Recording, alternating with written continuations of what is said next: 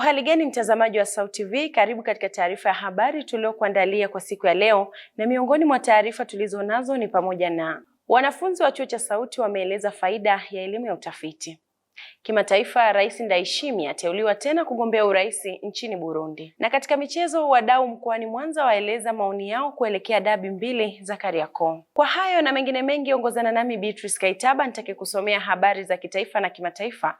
Joyce Pakome atakusomea habari za biashara, na katika michezo tutakuwa naye David Kiaman. Na tuanze na habari za kitaifa.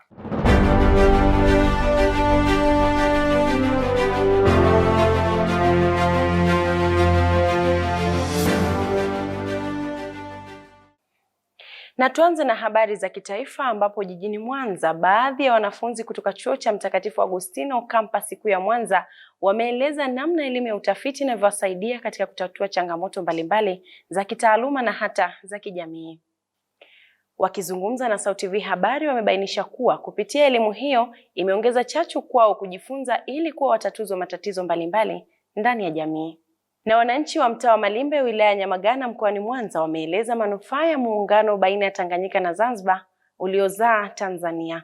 Wakizungumza na SAUT TV habari, wameongeza kuwa muungano huu umewezesha kusafiri Tanzania bara au visiwani bila vikwazo vyovyote vya kisheria. Mwanahabari wetu Hamisi Teo ametuandalia undani wa taarifa hii. Ikiwa chuo kikuu cha Mtakatifu Agustino ni chuo kilichojizatiti kwa kutoa elimu ya utafiti kwa wanafunzi wake, je, elimu hiyo ya utafiti ina manufaa gani au inaleta athari gani kwa mwanafunzi anapokuwa amehitimu? Leo tunakwenda kutazamia athari za utafiti au elimu ya utafiti wanayoipata wanafunzi, na baada ya kuhitimu inawaletea manufaa gani. Kwa majina naitwa Bwana Meja almaarufu kama Mr. Jozara, ni mhitimu wa chuo kikuu cha Mtakatifu Agustino kwa mwaka 2024. Kupitia tafiti, mimi kama mhitimu kwa sasa nimejifunza mambo mengi, hasa tunajenga uwezo wa kujitathmini sisi kama wanafunzi kipindi hicho, hata baada ya kuhitimu pia tunajenga uwezo wa kujisimamia sisi wenyewe. Kwa nini tunasema kujisimamia sisi wenyewe? Sababu tafiti ni uwezo wa kujenga mawazo ambayo yanaenda kuleta matokeo chanya. Naitwa Eliza, ni mhitimu katika chuo cha Mtakatifu Agustino SAUT. Katika swala la utafiti, kwa namna moja au nyingine inatusaidia kwa upande mwingine, lakini pia kwa upande mwingine haitusaidii, kwa sababu wengi wetu wanachukua kama swala au kazi ya darasani tu. Wakifanya wanachukua kama kazi ya darasani, wanafanya kama kazi ya darasani, then wakimaliza inakuwa imeishia darasani.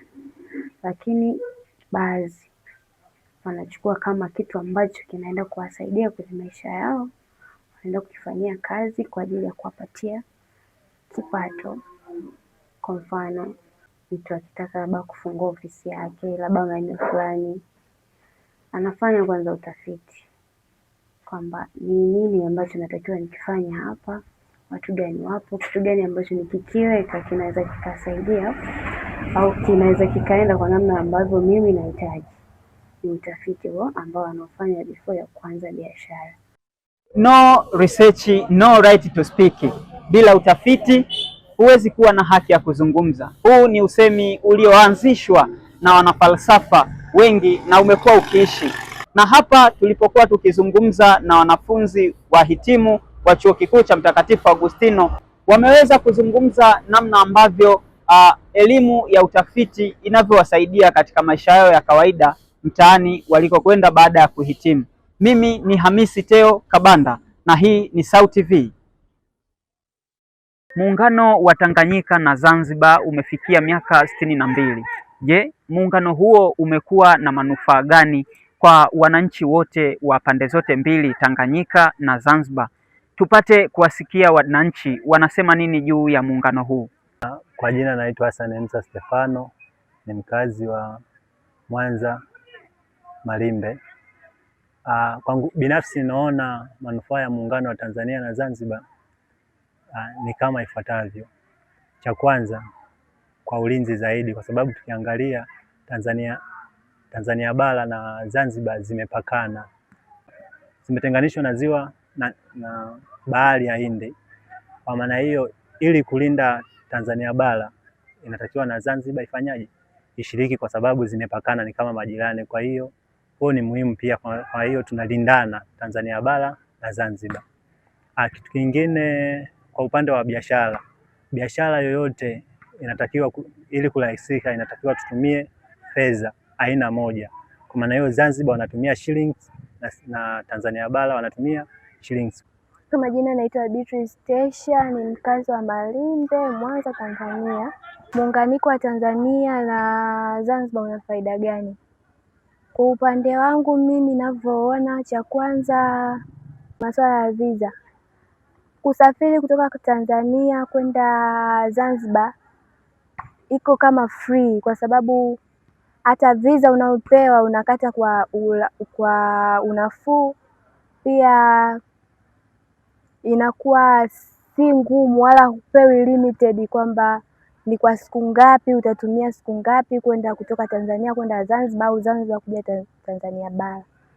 Cha tatu ni fedha. Currency pia tunaoitumia nayo iko sawa, kwa sababu wote tunatumia shilingi. Naitwa Isa Hospita Sijia, mwanafunzi kutoka Chuo Kikuu cha Mtakatifu Agustino. Kwa upande wangu kuna manufaa makubwa sana katika muungano kati ya Tanganyika na Zanzibar, ambapo ilizaliwa neno Tanzania. Muungano kati ya Tanganyika na Zanzibar una manufaa makubwa sana. Tangu kuungana tumeona muingiliano wa wafanyabiashara kutoka Tanzania bara wakienda kufanya biashara Zanzibar, lakini Zanzibar kuja kufanya biashara katika maeneo ya bara. Ukitolea mfano, kwa mfano maeneo ya Kariakoo, kuna wafanyabiashara wengi ambao wao wametoka visiwani Zanzibar wanafanya biashara na watu wa Tanzania bara kupitia soko kuu la Kariakoo pale. Lakini pia muungano unaongeza hamasa, nguvu pamoja na umoja miongoni mwa wananchi wa nchi hizi zote mbili. Ukizingatia hasa kwa mfano Tanzania bara tunategemea vitu vingi hasa vya kielektroniki kutoka visiwani Zanzibar, ambapo watu wao wanavipokea kutoka kwenye mataifa mengine ya nje. Bei inakuwa ni rahisi kwa sababu tunavipata kwenye nchi ambayo tuna uhusiano nayo, ambayo ni visiwa vya Zanzibar. Kwangu mimi muungano ni muhimu na una faida kubwa sana katika kuleta umoja, amani na mshikamano, ikiwa ni lengo kuu la waasisi wetu Karume pamoja na Mwalimu Julius Kambarage Nyerere. Asante sana.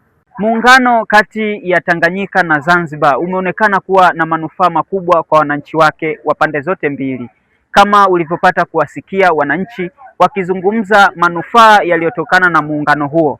Nikiripoti kutoka hapa mtaa wa Malimbe, mimi ni Hamisi Teo wa SAUT TV.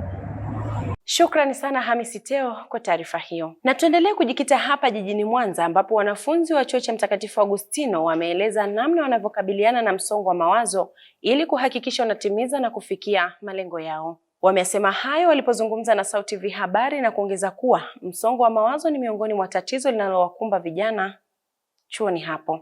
Mwanahabari wetu Maslahi Saidi ametuandalia undani wa habari hii.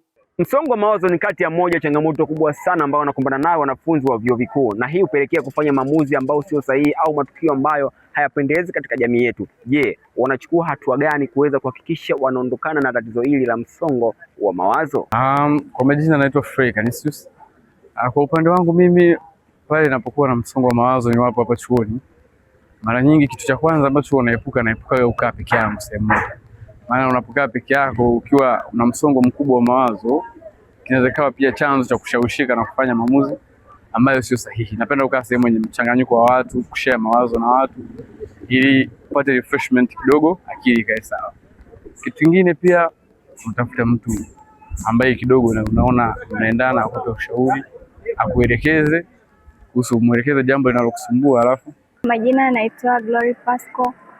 Mimi kama mwanafunzi naisoma chuo, nikiwa kwa mfano na msongo wa mawazo, huwa napenda kusikiliza muziki au napenda kukaa sehemu iliyotulia na refresh mind. Kutokana na hiyo changamoto labda niliyopata, akili yangu ikishakaa ikitulia, ndo nachangamana na watu wengine, au pia natafuta sehemu ushauri, labda mtu akunishauri hivyo. Kwa jina naitwa Bohali Milanga, natokea kitivo cha elimu Chuo cha Mtakatifu Agustino. Mimi nasoma mwaka wa 3. Kwa mbinu ambazo nazitumia nikiwa na msongo wa mawazo nikiwa chuoni, kitu ambacho huwa nakifanya, napenda sana kuchangamana na wanafunzi wenzangu, kwa sababu naamini kwamba ukiweza kukaa peke yako inaweza ikakupelekea labda ukakutana na matatizo ya kisaikolojia. Lakini kwa upande wangu mimi napenda sana kuchangamana na watu. Mfano nikiwa na msongo wa mawazo, niko nyumbani na kuja chuoni na kutana na watu mbalimbali, tunafurahi, tunacheka hivyo. Lakini kitu kingine ambacho huwa nakifanya nikiona mawazo ni mengi zaidi, ninachokifanya na kutana na walimu wangu ambao wanahusiana na masuala ya guidance and counseling. Kama matatizo ni makubwa, huwa wananisaidia kwa mawazo, kwa ushauri. Hicho ndicho kitu ambacho mimi nakifanya. Nadhani umeweza kusikia wanafunzi wakiweza kujibu swali letu. Nikiripoti kutoka katika Chuo Kikuu cha Mtakatifu Agustino kampasi kuu ya Mwanza, mimi ni Maslahi Saidi wa SAUT TV. Mtazamaji wa SAUT TV, tupate mapumziko mafupi, tukirejea ni habari za kimataifa.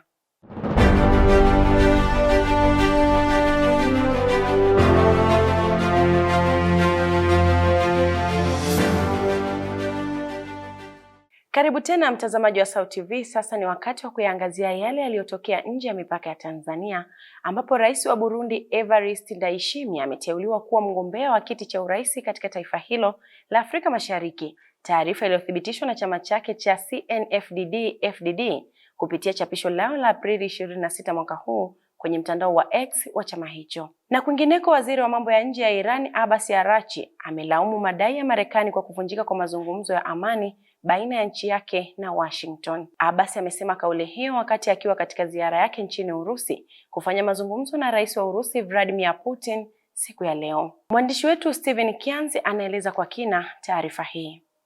Chama tawala cha CNFD kimeeleza kuwa Evariste Ndayishimiye ambaye ni rais wa Burundi ameteuliwa tena kugombea nafasi hiyo rais nchini Burundi, hatua inayomfanya kugombea kwa muhula wa 7 nchini humo. Tangu alipochaguliwa kwa mara ya kwanza kwa rais mnamo Mei 2020 katika kura za maoni zilizojaa shutuma za ulaghai na kunyimwa sifa kwa mpinzani wake mkuu. Japo chama hicho kumtangaza Ndayishimiye kuwa mgombea, lakini hakuna tarehe maalum ya uchaguzi huo iliyotolewa, tofauti na taarifa ya awali kuwa uchaguzi unatarajia kufanyika mwaka ujao. Katika uongozi wa Ndayishimiye amekuwa akitupiwa lawama mbalimbali zilizo katika mitazamo hasi. Miongoni mwake ni maendeleo hafifu pamoja na ukiukwaji wa haki za binadamu, ikihusishwa tukio la waziri wa habari na mawasiliano na taifa hilo aliyeuawa mwezi huu katika kile serikali ilichosema ni ajali ya gari. Umoja wa Mataifa na mashirika ya serikali yamelaani ukiukwaji wa haki za binadamu katika nchi hiyo yenye watu milioni 15 isiyo na bandari, ambayo ni miongoni mwa nchi maskini zaidi duniani. Ndayishimiye, jenerali na kiongozi wa zamani wa chama tawala ambaye alishikilia nyadhifa mbalimbali chini ya Nkurunziza na ana takriban miaka 57 na alichukua nafasi hiyo kufuatia kifo cha kiongozi wa muda mrefu Pierre Nkurunziza tangu mnamo Mei 2020. Tuipe kisogo taarifa hiyo. Sasa tuelekee nchini Urusi. Waziri wa mambo ya nje wa Iran Abbas Araghchi, ambapo ameshutumu Marekani juu ya kutoitilia maanani na madai ya Marekani kwa kuvunjika kwa mazungumzo ya amani kwa pande zote mbili. Lawama hizo za Araghchi zinakuja wakati Donald Trump amegairi safari iliyopangwa na maafisa wa Marekani kwenda Pakistan mwishoni mwa wiki hii kwa ajili ya mazungumzo kuhusu vita vya Iran, huku akidai kwamba itakuwa ni kupoteza muda mwingi sana katika suala hilo. Katika mazungumzo na rais wa Urusi Vladimir Putin kuhusu vita vya Iran dhidi ya mashambulizi ya Israeli na Marekani, Araghchi amepongeza uhusiano wa kimkakati wa Moscow na Teheran. Msemaji wa ikulu ya Iran Kremlin Peskov amesema Urusi iko tayari kutoa huduma za nia njema au upatanishi katika mazungumzo yajayo kati ya Iran na Marekani. Kwa upande wa mamlaka za Marekani, bado hazijatoa ufafanuzi au taarifa yoyote juu ya lawama hizo za Iran hadi kufikia sasa. Mimi ni Steven Kianzi wa SAUT TV. Tupate mapumziko mafupi, tukirejea ni habari za biashara na Joyce Pakome. Endelea kusalia nasi.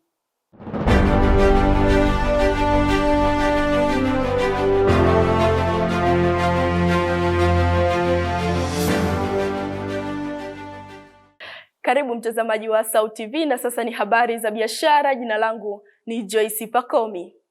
Wafanyabiashara kutoka mtaa wa Malimbe wilayani Nyamagana jijini Mwanza wameeleza umuhimu wa elimu ya ujasiriamali katika kuboresha shughuli zao za kila siku ili kuondoa changamoto zinazowakabili. Wameyasema hayo walipozungumza na SAUT TV habari na kuongeza kuwa elimu ya ujasiriamali imekuwa nyenzo muhimu itakayowawezesha kufanya kazi zao kwa ufanisi zaidi. Na biashara kimataifa, shughuli za biashara katika mashariki mwa Jamhuri ya Kidemokrasia ya Kongo zimepata pigo kubwa kufuatia kufungwa kwa benki katika mikoa ya Kivu Kaskazini na Kivu Kusini ili kulinda mfumo ya kifedha, kuzuia matumizi ya rasilimali za benki. Hatua hiyo imechukuliwa na serikali ya Kinshasa baada ya waasi wa M23 kudhibiti mji wa Goma, ikiwa ni mkakati wa kulinda mifumo ya kifedha ya kuzuia matumizi ya rasilimali za benki na makundi hayo. Kwa undani wa taarifa hizi za biashara, tuungane naye Esau Ndimbwa. Wafanyabiashara jijini Mwanza wameeleza umuhimu wa kuwa na elimu ya ujasiriamali. Na leo Sau TV tumefanya mahojiano na baadhi ya wafanyabiashara hapa Malimbe jijini Mwanza kuhusiana na umuhimu wa elimu ya ujasiriamali kwa wafanyabiashara. Kwa majina naitwa Eric Tumsifu Mushi, ni mfanyabiashara hapa mtaa wa Nyamalango. Kiukweli elimu ya ujasiriamali ni muhimu sana kwa wafanyabiashara, hasa sisi wafanyabiashara wadogo hapa. Kwa sababu gani? Ujasiriamali kwanza unakusaidia kukuza biashara yako pia na kipato chako, kwa sababu unapokuwa na ile elimu ya ujasiriamali tayari unakuwa na mbinu za namna gani, nini uuze, kwa wakati gani, sehemu gani ufungue biashara kutokana na uhitaji wa watu. Kwa kutokana na ule ujuzi kisha kuwa nao, unapoanzisha biashara yako unajikuta kweli kutokana na ile uhitaji wa watu biashara inaendelea kukua mdogo, hatimaye unafika mbali pia kibiashara. Naitwa Emmanuel Maro, ni mkazi wa mtaa wa Silibini, ni mfanya biashara. Uliuzo ni la msingi kwa sababu ukija kuangalia chochote kile unacho kiendea kukifanya ni lazima uwe umepata elimu ya kutosha, kwa sababu bila semina uweze ukaendesha maisha. Ni lazima upitie semina uweze kufanya kazi yako kwa ufasaha.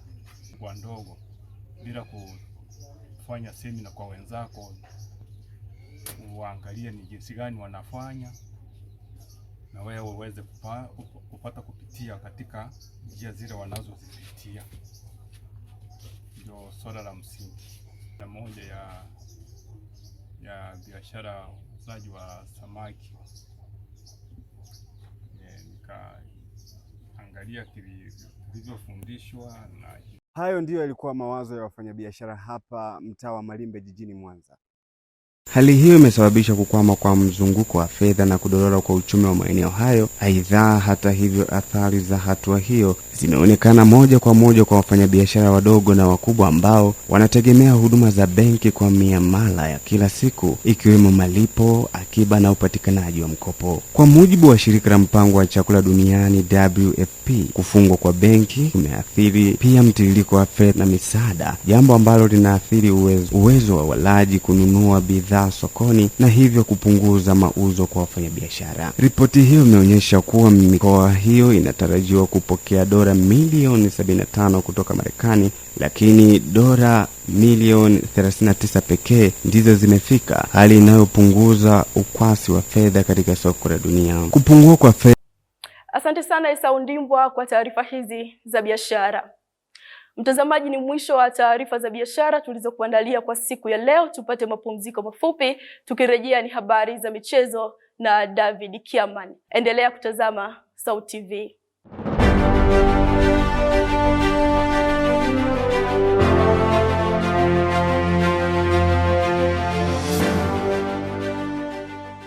Ni matumaini yangu mzima wa afya mwana michezo mwenzangu. Karibu katika habari za michezo. Jina langu ni David Kiamani.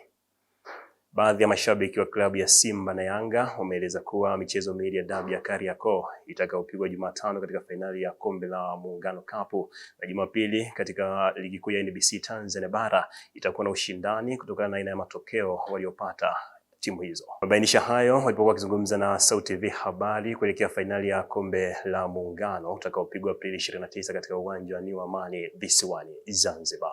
Na katika rubaa za kimataifa, klabu ya Tottenham Hotspur imethibitisha kuwa kiungo mshambuliaji wa klabu hiyo Xavi Simons atakosa mechi zote zilizosalia za msimu huu baada ya kupata jeraha kubwa la goti katika mchezo wa ligi kuu ya Uingereza dhidi ya Wolverhampton Wanderers mwishoni mwa juma hilo lililopita. Kwa undani wa habari hizi tuungane na mwanamichezo wetu Samsoni Bahati. Mchezo wa dabi ya Kariakoo ni miongoni mwa michezo ambayo inavuta hisia kubwa kwa mashabiki wa soka nchini Tanzania. Na siku ya Jumatano tarehe 29 tutashuhudia dabi ya Kariakoo ikipigwa katika uwanja wa New Amani Complex. Bila kusahau tarehe 3 mwezi wa 5 kutakuwa kuna dabi ya Kariakoo ya ligi kuu Tanzania bara. Je, mashabiki wa Malimbe wilaya ya Nyamagana mkoani Mwanza wanazungumziaje na wana maoni gani kuelekea katika dabi hizi mbili? Kwa upande wangu timu yangu naiamini, ila timu ya Simba na yenyewe imejipanga. Kwa pale mbele wamekichafua, kuna kina Gwe, kina nani pale wanawasha moto. Ila kwa upande wa Young Africans sidhani kama inaweza ikashinda hii dabi, kwa sababu ukija kuangalia pale nyuma beki ambaye tulikuwa tunamtegemea ndo kama hivyo kwenye majeraha. Nesi kiwango cha Pacome sasa hivi nakiona kimeshuka. Na Mzize sasa hivi hayupo kwenye timu ana majeraha. Unakuja kuangalia backline kama nilivyoongea, kuna Dickson Jobu ambaye performance yake unaiona kutoka na ufupi wake ule alikuwa nao, lakini anaokoa michumo ambayo hata mtu mrefu aweza kafanya akaiokoa kama kina Mwamnyeto. Hichi kitu chote kwetu sisi kimekuja kutupa proud kubwa kwamba kuna baadhi ya timu au baadhi ya mashabiki walikuwa wameshapigwa game nyingi sana 6.5, lakini wamesema kwamba tumepata hii dabi kwamba imekuja kurudisha ile furaha, yani kisasi ambacho kilikuwa na watu. So kwangu mimi nitaiona kwamba utakuwa ni michezo ambayo yote miwili ambayo itakayochezwa ni michezo ya kisasi, kwa maana kama timu ikija kupoteza kwamba itakuja kulipiza game inayokuja.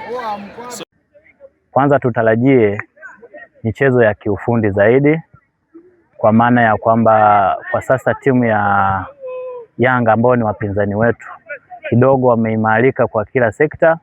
Ukiangalia mabeki wao, viungo wao, hata washambuliaji wapo vizuri ukilinganisha na dabi iliyopita.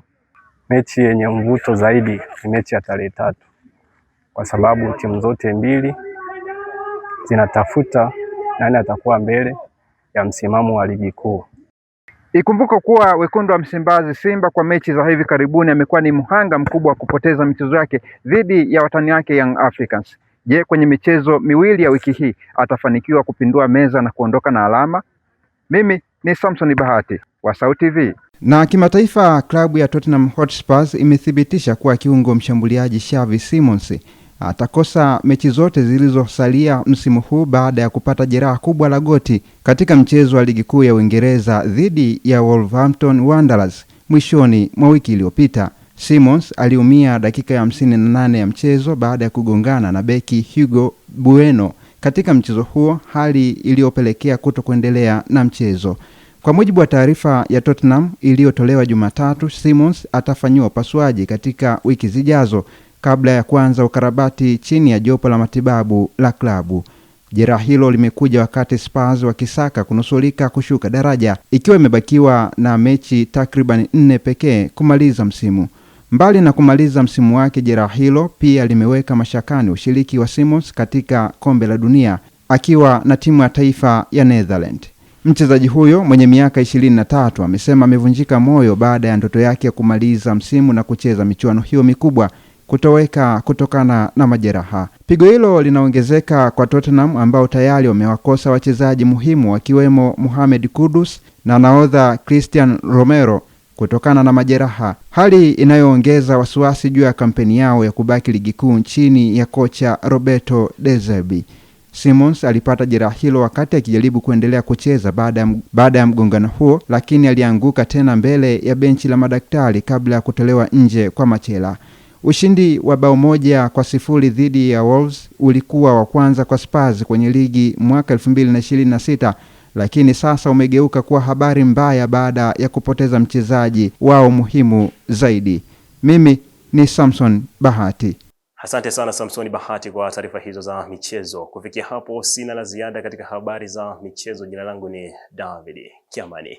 Na sasa nirudishe kijiti kwake Beatrice Kaitaba kwa kuhitimisha habari kwa siku hii leo. Shukrani sana David Kiamani kwa taarifa hizo za michezo. Na mtazamaji, taarifa hizo za michezo zinatamatisha taarifa ya habari kwa siku ya leo. Lakini kabla ya kumaliza taarifa ya habari, tupate tena muhtasari wake. Wanafunzi wa chuo cha SAUT wameeleza faida ya elimu ya utafiti. Kimataifa, Rais Ndayishimiye ateuliwa tena kugombea urais nchini Burundi. Na katika michezo, wadau mkoani Mwanza waeleza maoni yao kuelekea dabi mbili za Kariakoo. Kufikia hapo sina la ziada. Kwa niaba ya wote walioshiriki kuandaa taarifa hii ya habari, jina langu ni Beatrice Kaitaba, nikutakia utazamaji mwema wa vipindi vingine hapa SAUT TV.